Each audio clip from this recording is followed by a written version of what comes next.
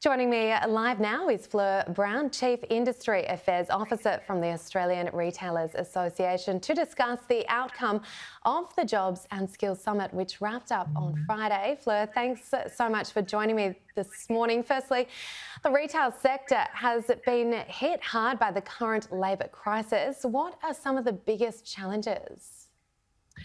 Well, workplace flexibility is really one of the pressing challenges. There's a lot of willing people who'd like to work, but some of the flexibility of their shifts and their ability to respond in an agile way to demands of retail are somewhat limited. I mean, retail does ebb and flow, and if you look at a period like a season like Christmas, you've got an intense amount of short-term labour required from the casual workforce, and that requires a lot of flexibility depending on what's happening, any given week. So there's some limitations around that at the moment. They haven't been addressed. There is a commitment to taking a closer look at that, which is good. Yeah, so what were some of the main initiatives the ARA put to the government at the Jobs and Skills Summit, and how were they received? Well, one of the primary ones we put was to see increased participation from mature age workers or pensioners, and we're really pleased to see a commitment in that space. It's not quite at the level we'd looked for, but it certainly is a step forward. They've increased the earning threshold for pensioners before they are penalised by tax. So they've gone from about $300 a week earning to $453. We were looking for something like $600, but it's a great start, and it will certainly help mobilise more time from that mature age workforce, which is fantastic.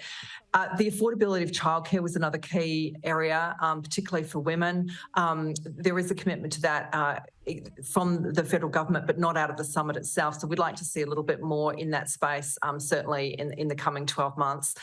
Student visas.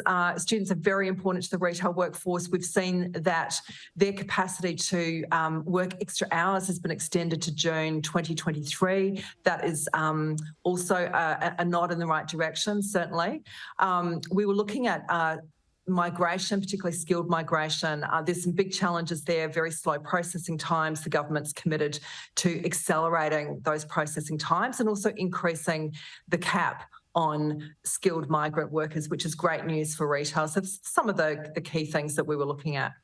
Certainly some promising steps in the right direction. You mentioned aged care workers, mature aged workers, the rising their pension payments, and certainly has there been an interest from retirees to return to the workforce in some capacity, given the rising cost of living? Are you expecting this will attract more retirees back to the workforce?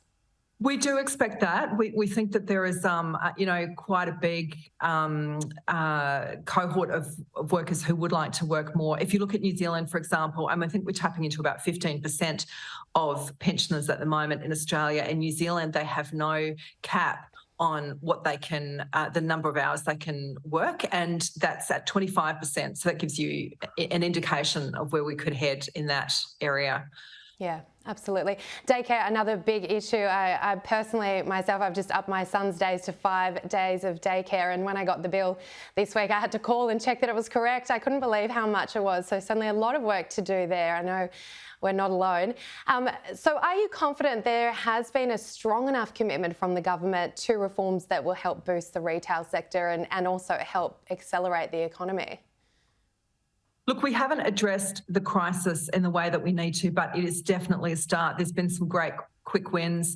This is one of the top priority agenda items for this government, and that's a really promising sign. I think having all of those willing participants in the room, having the tripartisan direction, industry, government and unions, that gives us an indication of what's to come. There is a strong commitment to simplifying some of the workplace legislation, and that is a really huge challenge for employers, for unions and also for government. It's a barrier at the moment, and so we do expect there's more to come. We're going to take the government at its word that they are committed to some significant reforms in the medium term, hopefully some in the short term as well.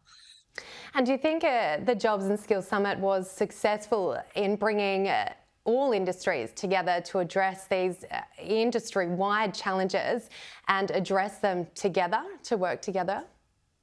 The feedback from the summit's been really positive. I think there was a great rapport in the room. It was 2 days of concentrated discussions. A lot of the participants have come away feeling like they've got a much deeper relationship with those that were in the room. The government, did their best to ensure there was widespread representation. I'm sure there's always some people who felt they've missed out, but overall we've had very strong feedback that's positive out of the summit.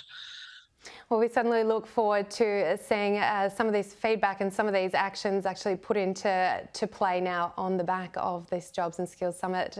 Fleur Brown from the Australian Retailers Association, thanks so much for your time this morning. Thanks, Lucy.